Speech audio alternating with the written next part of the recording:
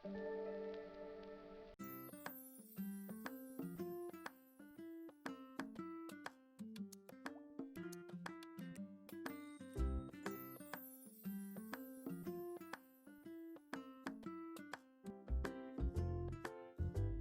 pendapat saya, ialah merupakan kehidupan yang mementingkan hiburan dan juga sesuatu pergaulan bebas semata-mata. Pada pandangan saya, budaya hedonism ni merupakan satu gaya hidup yang makna menjadikan kenikmatan atau keseronokan itu sebagai satu tujuan utama dalam kehidupan.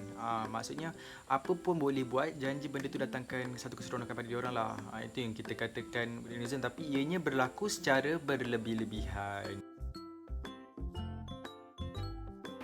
Faktor hedonisme?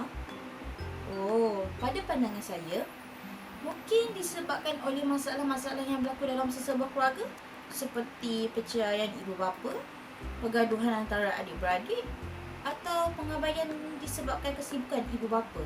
Jadi apabila berlaku perkara-perkara sebegini dalam sesebuah keluarga, ia akan memberi tekananlah kepada jiwa anak muda, dan hal ini akan menyebabkan mereka ini mencari sesuatu untuk memberi ketenangan pada mereka dan mengisi masa lapang. Kita ni sebenarnya banyak juga menghabiskan masa dengan rakan-rakan lah. Jadi perbuatan kita tu memang banyak dipengaruhi mereka, sama ada baik atau sebaliknya. Jadi dalam berkawan juga kita boleh lihat lah adanya budaya cabar-mencabar ni antara yang kita boleh lihat lah. Misalnya merokok lah, pada awalnya mungkin merokok. Dia kata tak gentle sebab kau tak merokok, kau kena merokok, kau kena rasa. Jadi bila dah rasa tercabar tu, dia akan nekat lah untuk buktikan dia pun boleh juga. Contoh lainnya macam kelab malam. Setengah tu mungkin mereka tak pernah cuba, tapi bila rakan-rakan tu hasut, kononnya kata cubalah sekali je dulu. Tapi bila dah terlibat, jadi timbul rasa ketagihan tu dalam diri seseorang tu. Seperti yang kita dapat lihat adalah dari segi media elektronik, media massa dan juga internet yang memaparkan filem, laman web dan juga aplikasi. Contohnya, dari segi filem, ia sering menunjukkan hanyalah hiburan semata-mata dan tidak memberikan faedah kepada pembangunan masyarakat kita. Saya rasa anak-anak yang terasa diabaikan dan kurang kasih sayang ini, mereka akan cenderung untuk mencuba sesuatu yang baharu dan mencari hiburan di luar sana untuk menghilangkan rasa sunyi, sedih, dan hal ini akan menyebabkan mereka ini akan terlibat dalam kegiatan atau jenayah sosial di masa akan datang, dan perkara ini tidak baiklah untuk keluarga sebab ia akan mencemarkan nama dan maruah keluarga lah. Tentulah ianya akan menjejaskan kehidupan seharian mereka. Kalau sebelum ni mereka ni ada masa untuk bersama keluarga, tapi bila dah terlibat dengan pengaruh-pengaruh rakan ni, mungkin mereka akan banyak menghabiskan masa dengan rakan-rakan untuk berhibur. Bukanlah kita kata salah untuk berhibur, tetapi perlu tahu batasnya. Masih boleh berhibur, tapi perlu tahu limit dia sampai mana boleh berhibur. Pada saya, berlakunya pembaziran masa. Golongan ini akan menghadap telefon bimbit atau gadget elektronik terlalu lama sehingga menyebabkan pengabaiannya tanggungjawab mereka sebagai seorang anak, sebagai seorang pekerja, malah sebagai seorang pelajar itu sendiri. Kalau filem, mungkin dari sudut pemakaian bahasa akan berubah sedikit demi sedikit kepada kata-kata kesat ataupun berlakunya adegan-adegan yang tidak baik dalam filem.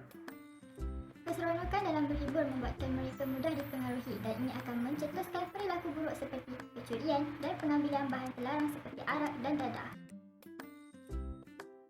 Saya rasa mungkin ibu bapa perlu peka lah dengan perubahan yang berlaku dalam diri anak-anak dan sentiasa mempunyai perasaan ingin ambil tahu tentang perkembangan mereka. Dan ibu bapa juga perlu sentiasa mengingati anak-anak tentang didikan agama. Dalam kehidupan kita ni, kita diberikan pilihan. Jadi apabila kawan itu dia memaparkan sesi negatif dengan hasutan ke arah yang tidak baik, maka kita perlulah nasihatilah mereka. Budaya ini dapat diatasi sekiranya mereka sendiri dapat berfikir dengan baik akan kesan di atas perbuatan mereka.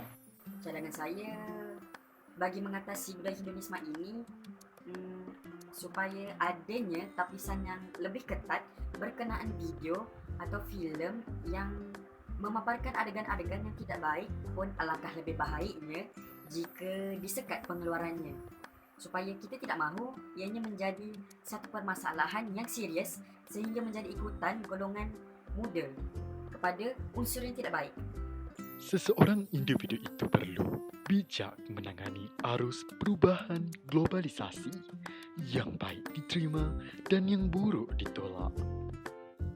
Seseorang individu itu juga hendaklah menerapkan nilai-nilai murni dalam diri, iaitu tingkah laku yang baik, beretika dan menjaga hubungan dengan Tuhan, keluarga dan masyarakat agar sentiasa terpelihara dan dijauhi dari pengaruh budaya hedonisme.